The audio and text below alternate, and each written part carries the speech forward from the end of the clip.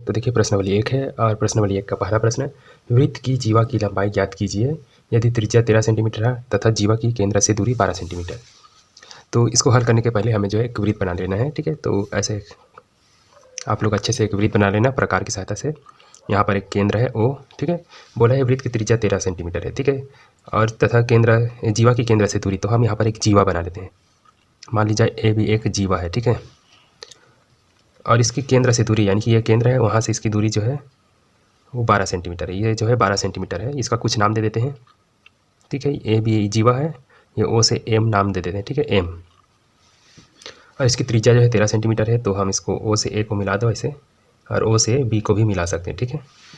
तो इस तरह से देखिए वृत्त के अंदर जो है एक त्रिभुज बन गया है। एक नहीं, यहाँ पर दो त्रिभुज दिख रहा है, इस पार और उस पार करके, ठीक है। तो इसको चलिए हल करते हैं, बहुत ही सरल है। सबसे पहले दिया है त्रिज्या, ठीक है। त्रिज्या यहाँ पर देखिए, त्रिज्या को आर भी बोलते हैं, आर बराबर 13 सेंटीमीटर है, ठीक है।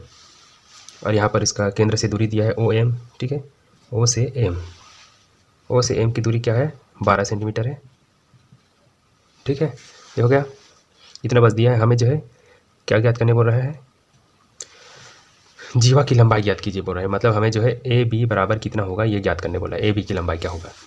तो हम इसका जो है, इसका प्रमेय से हम जानते हैं, आप लोग अगर पहली बार देख रहे हैं वीडियो तो समझ लीजिएगा कि जब किसी वृत्त के केंद्र से जीवा पर ऐसे लाइन खींचा जाता है तो वो लंब हो जाता है, ठीक है। इस पर लंब डाला जाता है, ऐसे यहाँ भी 90 अंश होगा, यहाँ भी 90 अंश होगा।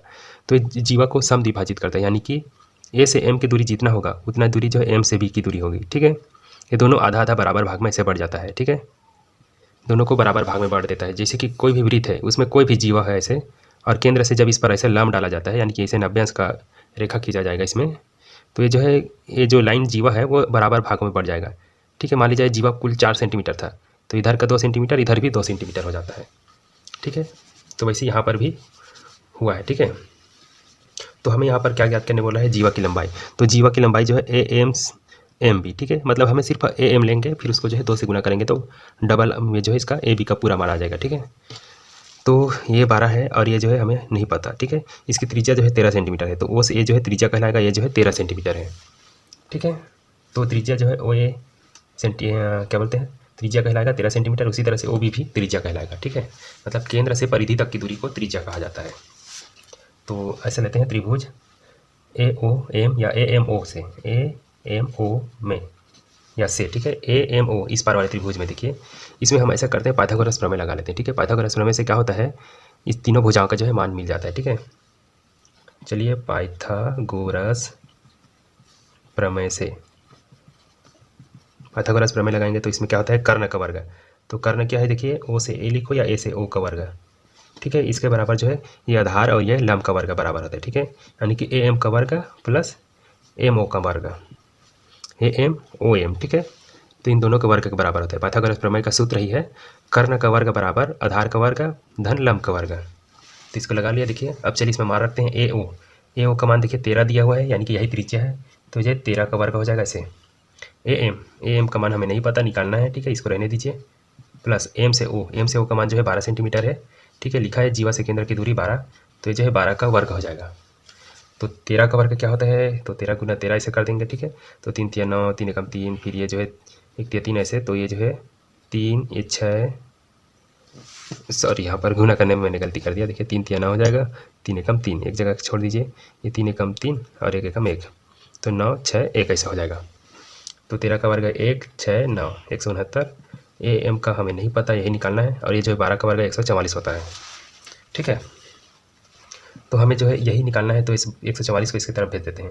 1 6 9 144 इसकी तरफ आएगा तो ये ऋण में हो जाएगा ए एम का वर्ग, ठीक। तो चलिए इसमें घटा देते हैं, 9 में 4 घटाएंगे तो 5 आ जाएगा, और ये जो है 6 में 4 घटाएंगे तो 2 हो जाएगा, 1 में 1 घटाएंगे तो कुछ भी नहीं बचेगा, ठीक है। तो यह जो है 25 जो है ए एम वर्ग का मान आया है, ठीक है। हमें सिर्फ ए एम चाहिए, इसके साथ जो वर्ग है वो भी नहीं चाहिए, ठीक है। तो ऐसा करते हैं, ए एम को पहले लिख लेता हूँ, तो ये जो वर्ग 25 की तरफ जाकर वर्गमूल बन जाएगा ऐसे, ठीक है। अब देखिए 25 का वर्गमूल क्या होता है, तो 25 का वर्गमूल जो है 5 हो जाता है, ठीक है। तो यहाँ पर हमें जो है इसका मान जो है ए से एम का मान जो है 5 मिल गया, ठीक है।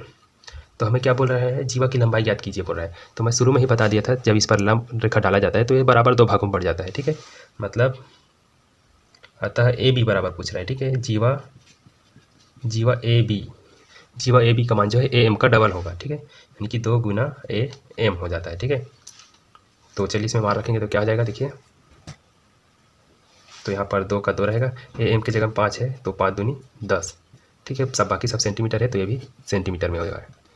ठीक, तो इस तरह से बनाया जाता है। अच्छा लगा का वीडियो तो लाइक कर देना, और चैनल को सब्सक्राइब नहीं किए होंगे तो सब्सक्राइब करके जाना। इस तरह से बनाया जाता है।